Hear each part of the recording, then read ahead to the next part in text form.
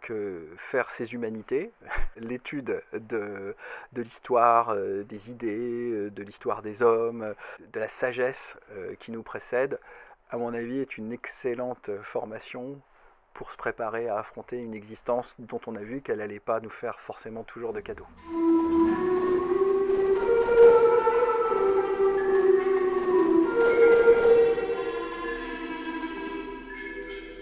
Bonjour et bienvenue dans le 3e épisode d'Enquête d'Axio, un podcast réalisé à l'université Rennes 2 par les étudiantes de la licence Humanité.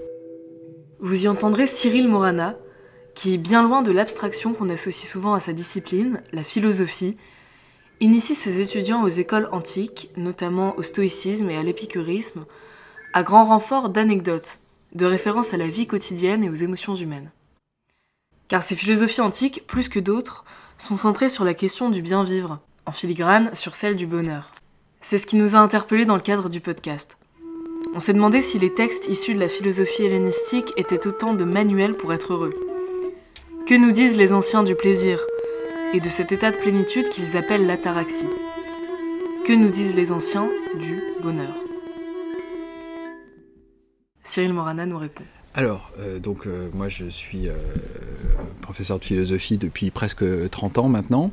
J'ai roulé ma bosse dans des lycées, je suis intervenu dans des classes préparatoires et puis à l'université.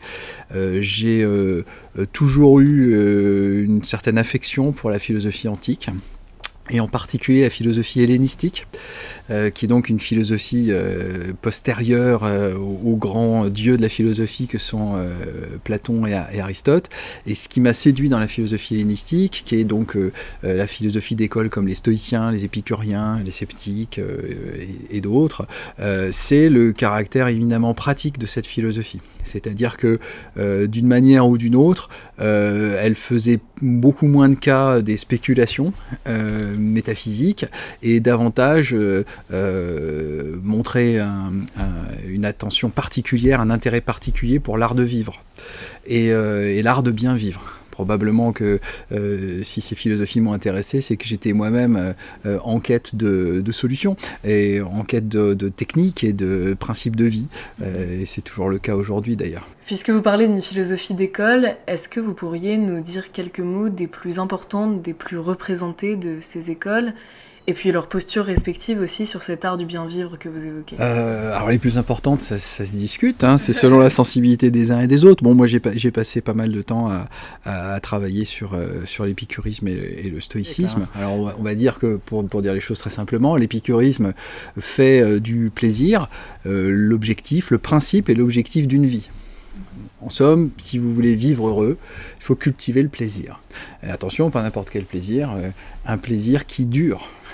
Un plaisir qui peut être défini comme l'absence de douleur psychique ou physique, c'est-à-dire la tranquillité, arriver à parvenir à la tranquillité de l'esprit et à l'absence de douleur du corps.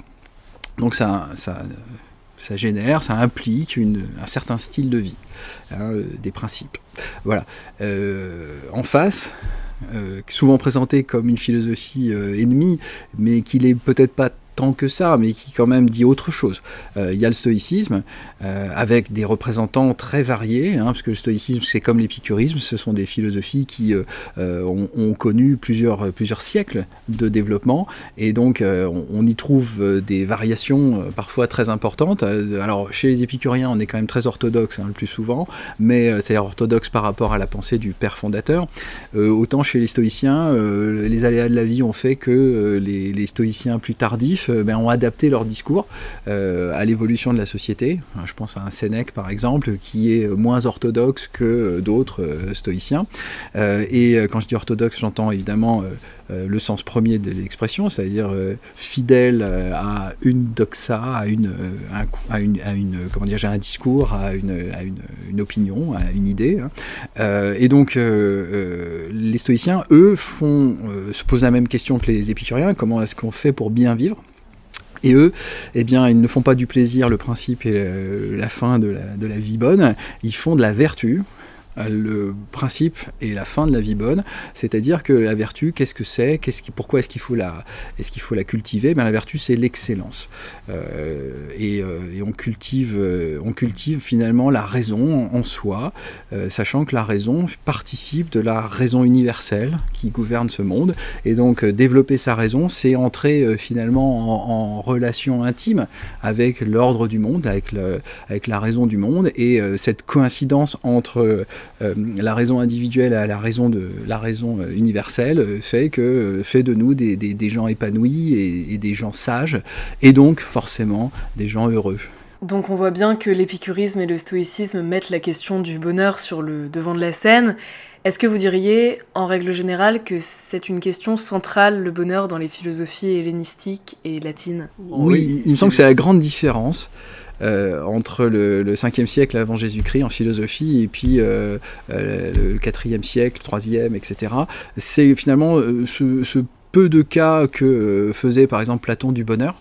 Platon, il a écrit des dialogues sur plein de sujets, sur plein de vertus, mais le bonheur, c'est un peu le grand absent. Disons que c'est pas un sujet, et quand on l'aborde, c'est toujours de manière détournée ou de manière critique. Et puis tout d'un coup arrivent des écoles philosophiques qui se préoccupent sérieusement du bonheur, puisqu'ils en font finalement un objectif, un sujet d'étude et un sujet de préoccupation. Ça tient beaucoup aussi à l'évolution de la société du monde grec et puis du monde romain, et du monde grec en particulier, puisqu'après la période glorieuse du siècle de Périclès, les terres grecques se sont retrouvées envahies, il y a eu un vrai problème d'identité, puisque...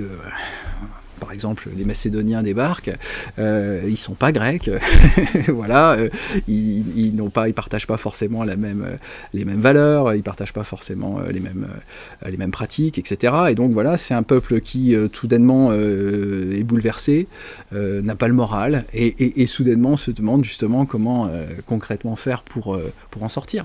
Et là, le bonheur devient un sujet. Bien plus que, je ne sais pas moi, la raison d'être de toute chose, ou pourquoi y a-t-il quelque chose plutôt que rien, hein, voilà. Et le bonheur, finalement, qu'est-ce que c'est dans cette histoire? Est-ce que c'est une accumulation de petits plaisirs?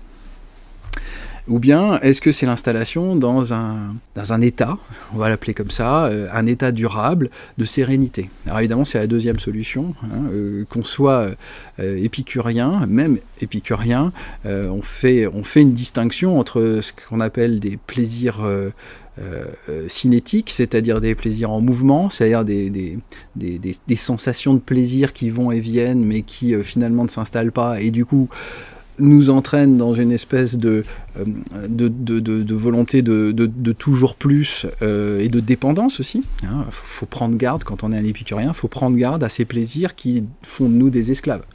C'est pas ça le bonheur. C'est donc pas une accumulation de petits plaisirs dont on espère que l'addition fera qu'on pourra dire « ça y est, j'ai été heureux ». Être heureux, c'est s'installer dans un plaisir stable, katastématique. C'est un mot qui vient du grec et qui signifie en repos. Et donc l'homme heureux, c'est pas un homme qui va et vient, qui est en mouvement perpétuel, qui est toujours à la recherche de quelque chose. C'est quelqu'un qui a réussi à se débarrasser de tout ce qui l'empêchait d'être serein. Donc être heureux, c'est pas, encore une fois, poursuivre des tas d'objectifs, c'est se poser, c'est, par l'exercice de la raison, éliminer tout ce qui peut être un obstacle à ma tranquillité. Et une fois que j'ai fait ce nettoyage, en fait, à ce moment-là, soudainement, je découvre que ça va. Ça va beaucoup mieux. Et donc, c'est une belle leçon de vie que j'arrive pas à appliquer, moi, personnellement. Hein. Voilà. Et finalement, le stoïcien va pas dire que... On va pas présenter les choses de la même façon, mais au bout du compte, c'est le même résultat. L'idée, c'est d'arriver à cette sérénité. Il y a des traités de Sénèque là-dessus, sur la sérénité. Cette sérénité qui est justement l'art et la manière de se débarrasser de toutes les passions destructrices qui nous rongent de l'intérieur, être capable de laisser les choses glisser sur soi. Hein, c'est ça, être stoïque. C'est endurer, mais c'est aussi accepter que le monde soit comme il est et pas comme on voudrait qu'il soit. Le jour où on arrive à se convaincre de ça, ça vaut aussi d'ailleurs pour les gens qu'on fréquente, hein. Très souvent on a envie de changer les gens. C'est une erreur. Il faut prendre les gens comme ils sont et on s'en portera beaucoup mieux, parce que quand on considère que les autres ne sont pas tout à fait comme on aimerait qu'ils soient, eh bien on est insatisfait. Alors que se dire qu'autrui, il est comme il est, je l'accepte, j'accepte ses qualités, j'accepte ses défauts, probablement parce que j'en ai aussi, eh bien c'est la même chose avec le monde. Être stoïque, c'est de se dire, voilà, le monde est bien fait, hein, les dieux ont bien fait les choses, c'est divinement organisé. Alors il y a des choses que je comprends pas, il y a des choses que j'accepte pas, mais ça signifie pas pour autant qu'elles sont mauvaises.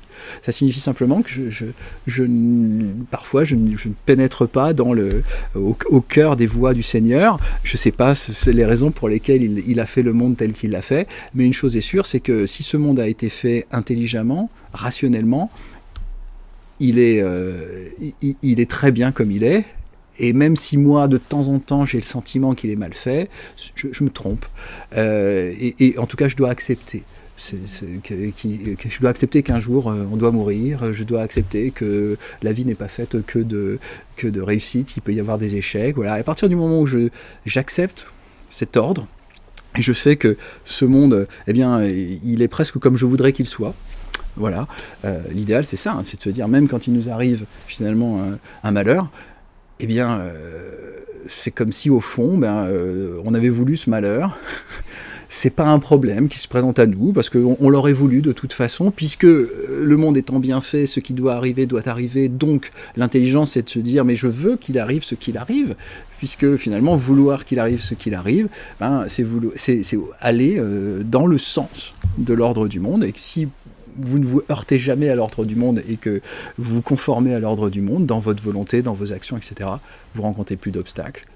Tout est alors simple et la sérénité vous gagne et vous êtes effectivement un homme sage et donc forcément un homme heureux.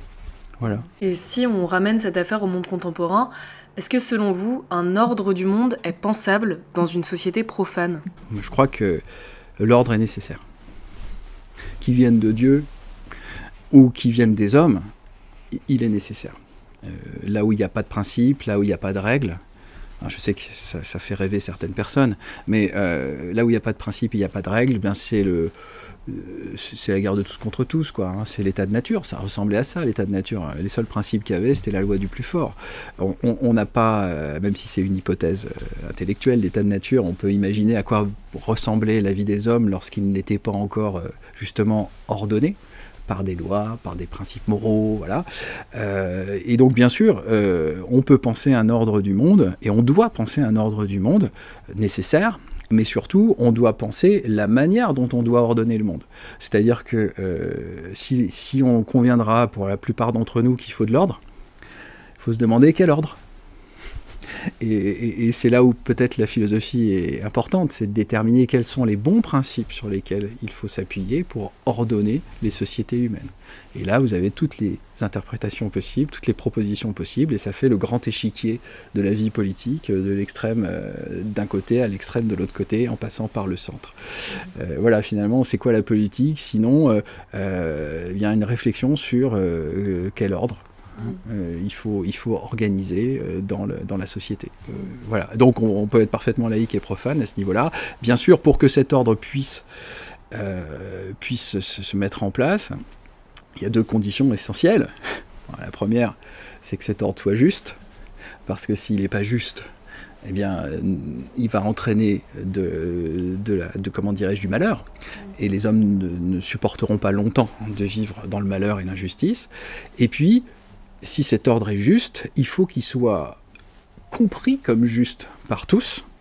Et si jamais tout le monde n'est pas à même de comprendre le caractère juste de cet ordre, il faut une autorité qui fasse respecter cet ordre. Voilà. Hein, il ne suffit pas qu'il y ait un règlement intérieur dans une université, par exemple, pour que tout le monde respecte ce règlement intérieur.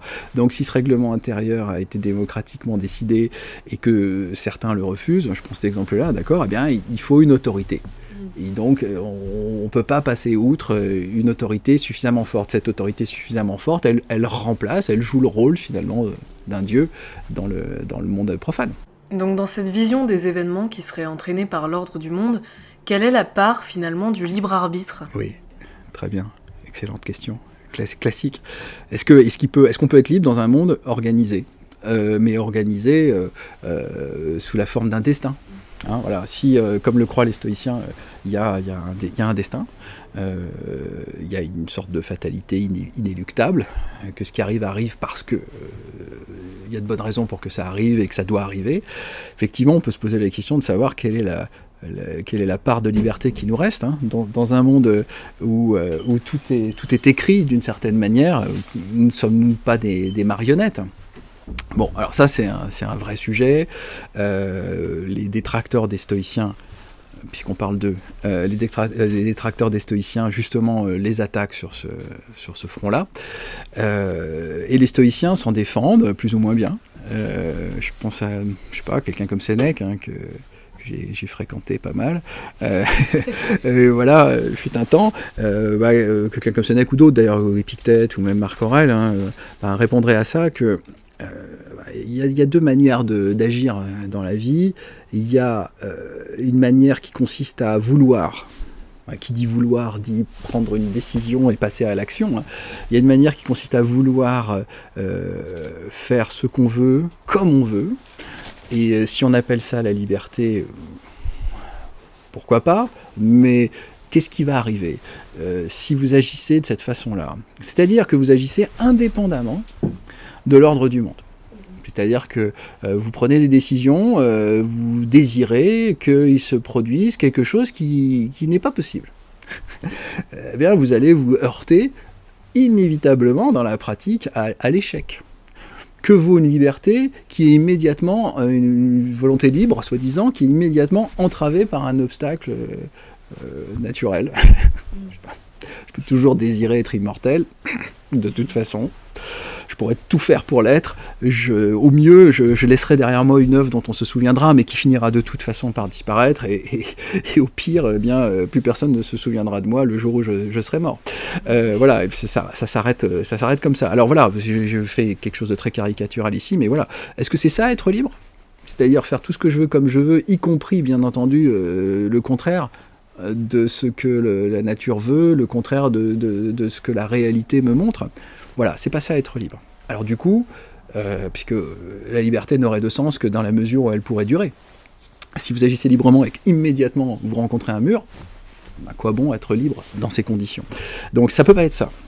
Et donc si ça peut pas être ça, il faut repenser la définition de la liberté.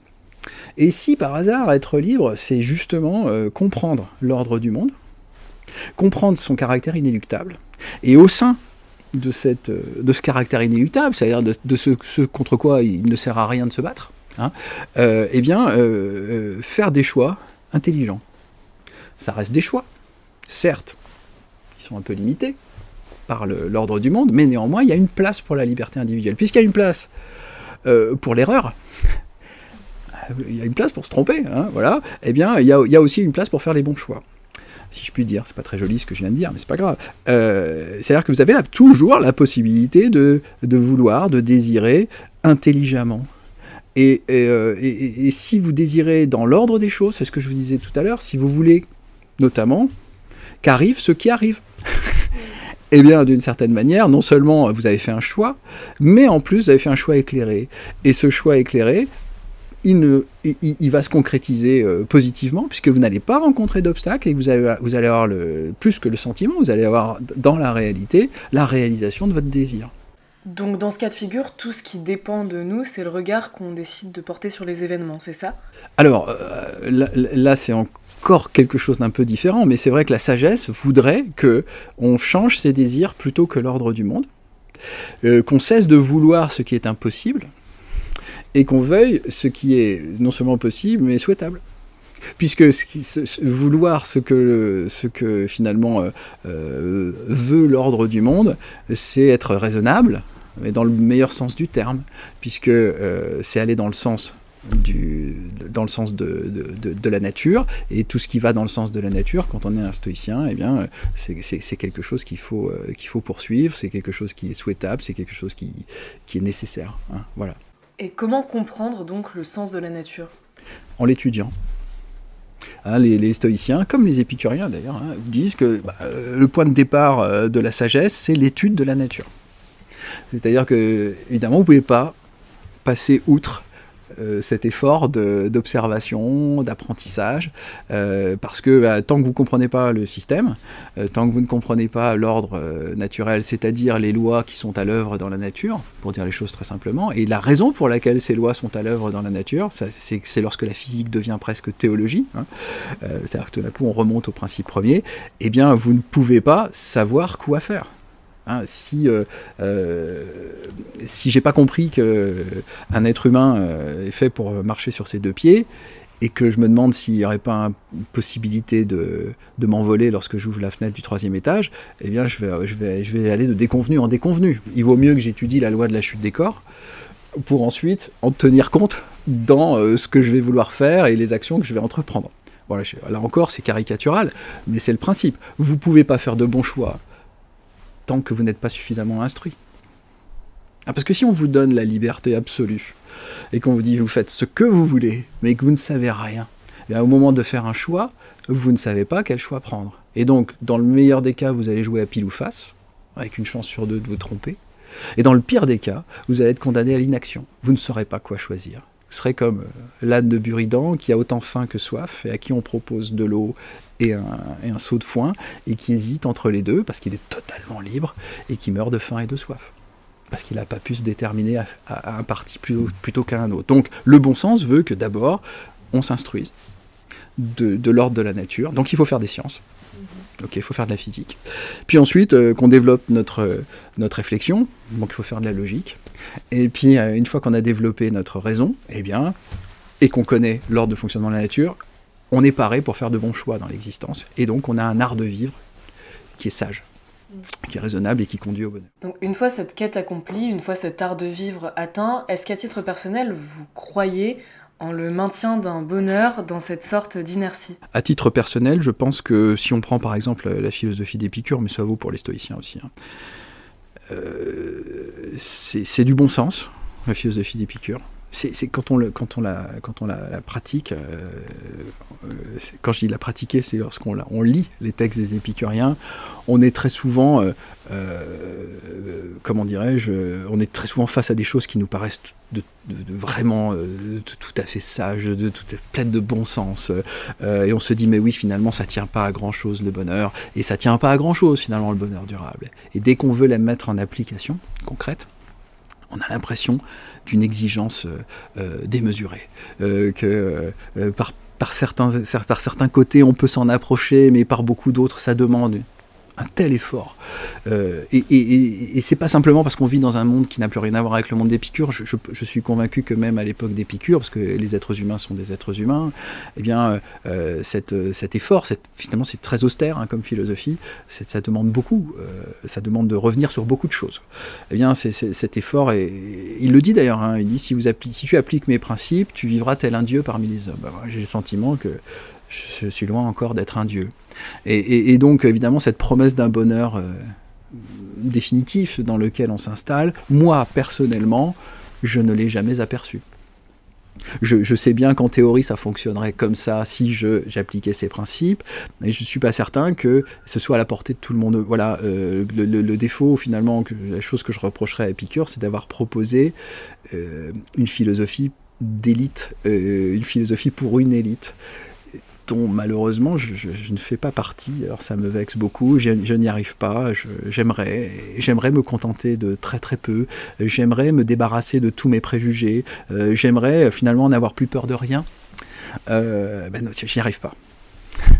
Je suis toujours rattrapé par une angoisse, et une angoisse en chasse une autre. Ça c'est terrible, et je suis sûr que plein de gens vont se reconnaître dans ce que je dis là, mais vous savez, c'est ce moment incroyable qui arrive de temps en temps, où vous venez de vous débarrasser d'un sujet fâcheux qui vous obnubilait, et ça y est, vous avez trouvé une solution, la solution s'est présentée, voilà. Et là, soudainement, tout va bien. Hein, parce qu'Épicure dit, lorsqu'il n'y a plus de cause de souffrance, qu'il n'y a plus de cause de douleur, c'est le plaisir. Effectivement, vous avez tout d'un coup un sentiment très très, finalement, très très étonnant, parce qu'il est rare. Ça y est, il n'y a plus rien qui s'oppose à votre tranquillité. Que se passe-t-il en règle générale? Moi, je sais que c'est ce que je me dis immédiatement, ça ne va pas durer. C'est pour ça qu'on se posait la question de savoir si le bonheur durable était possible. Oui, des moments de tranquillité d'âme, de sérénité sont possibles, mais il vient tout de suite un nouvel obstacle, un nouveau problème qui se présente et qu'il faut gérer et qui devient ce qui vous empêche d'être heureux. Je crains malheureusement que la vie soit cette succession de courts moments de répit et de moments d'occupation angoissante. Voilà. Et est-ce une si mauvaise chose si la vie n'était que moment de répit, si le bonheur pouvait pas se distinguer sur le fond noir de la souffrance, est-ce que le bonheur existerait finalement ? J'ai envie de me dire qu'effectivement, parce que évidemment vous l'avez compris, n'ayant jamais atteint cet état de sagesse et de sérénité, je me dis qu'il est impossible de l'atteindre, et d'ailleurs que même si on l'avait atteint, qu'est-ce que la vie serait ennuyeuse ? Hein, bien sûr. Bon, et j'en suis pas sûr, hein, puisque ce qui a fait fantasmer plein de gens depuis la création des religions et qui continue à en faire fantasmer quelques-uns, ça reste le paradis. Or, qu'est-ce que le paradis, sinon une situation de bonheur infini et illimité, enfin. Est-ce que ce paradis est souhaitable ? Je ne sais pas, j'ai envie de penser en tout cas que ce qui rend les moments de tranquillité et de sérénité aussi sympathiques et aussi intenses, c'est le fait qu'ils aient été précédés par des moments difficiles et que peut-être d'autres moments difficiles nous attendent et qu'il faut savourer l'instant. Hein, l'instant du répit, si je puis dire. Mais évidemment, je suis bien conscient que dire ça consiste à dire que finalement la vie n'est qu'une succession de douleurs et de moments de répit, ce qui n'est pas très engageant a priori sur le papier et qui pourtant est peut-être le quotidien de beaucoup de gens. Et justement, pour conclure, j'aimerais vous demander si d'une certaine manière la lecture des philosophes de l'Antiquité vous guide dans votre vie personnelle, vous inspire. Oui. Il faut un petit temps de réflexion quand même, parce que la lecture des philosophes de l'Antiquité, c'est quelque chose qui en fait me construit sans me construire, parce qu'il y a ce que j'ai appris par les textes, puis il y a aussi ce que j'ai appris par l'expérience de la vie, hein, et aussi ce qu'on m'a transmis ou ce qu'on m'a montré lorsque j'étais enfant. Alors tout ça se mélange et fait que c'est difficile de démêler ce que j'ai appris en étudiant, ce que j'ai appris en vivant, etc. Mais j'ai envie de dire que voilà, selon les philosophies, il y a des points sur lesquels je suis parfaitement d'accord et que je trouve intelligent et intéressant. Et puis par bien d'autres aspects, eh bien, j'ai des objections à faire. Alors je peux pas dire voilà, je me sens épicurien ou je me sens stoïcien pour des raisons qu'on a vues tout à l'heure. D'ailleurs, parce que se sentir épicurien, ça voudrait dire être capable d'appliquer les principes d'Épicure. Mais bon, voilà. Ce que j'essaye, pas toujours bien d'ailleurs, hein, mais ce que j'essaye d'appliquer au quotidien, c'est effectivement quelque chose qu'Épicure nous enseigne, c'est faire une distinction entre ce qui est vraiment important et ce qui ne l'est pas, ce qui est absolument nécessaire et ce qui ne l'est pas, et ce qui mérite finalement d'être suivi et ce qu'il vaut mieux repousser. Je pense que voilà, c'est un principe, c'est voilà, une opportunité se présente, vais-je la saisir ? Et là, je pèse, j'essaye de peser, non pas le pour et le contre, mais de mesurer les conséquences d'un choix qui sera un choix positif ou un choix négatif. Et voilà. Mais je me trompe aussi parfois, et je le fais pas assez souvent peut-être. Voilà. Mais le fait est que tout ce qui brille n'est pas d'or. C'est ce que nous enseigne aussi Épicure. Tout ce qui se présente comme quelque chose de plaisant et de positif peut se retourner en son contraire. Donc adopter toujours une attitude, voilà, la prudence, hein, c'est une vertu qu'on retrouve chez Aristote, qu'on retrouve chez Épicure. Plus je vieillis et plus j'essaye d'être prudent. Voilà. Et hormis ce conseil, cette recommandation à la prudence, est-ce que vous auriez un mot de la fin à nous livrer ? Que faire ces humanités, l'étude de l'histoire, des idées, de l'histoire des hommes, comment dirais-je, de la sagesse qui nous précède, à mon avis, est une excellente formation pour se préparer à affronter une existence dont on a vu qu'elle n'allait pas nous faire forcément toujours de cadeaux. Et justement avoir acquis ce savoir et avoir développé peut-être cette sagesse et cette prudence peut aider à s'orienter dans l'existence, davantage peut-être que d'autres choses, et donc je suis pas mécontent d'avoir fait ce type de parcours, et je recommande ce parcours à ceux que ça intéresse et même à ceux qui se posent des questions.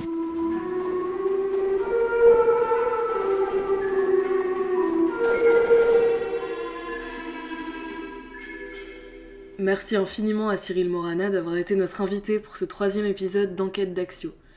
Un podcast réalisé à l'université Rennes 2 par les étudiantes de la licence Humanité, dans le cadre d'un projet collectif coordonné par Cécile Corbel. Merci à vous pour votre écoute et à très vite pour les prochains épisodes.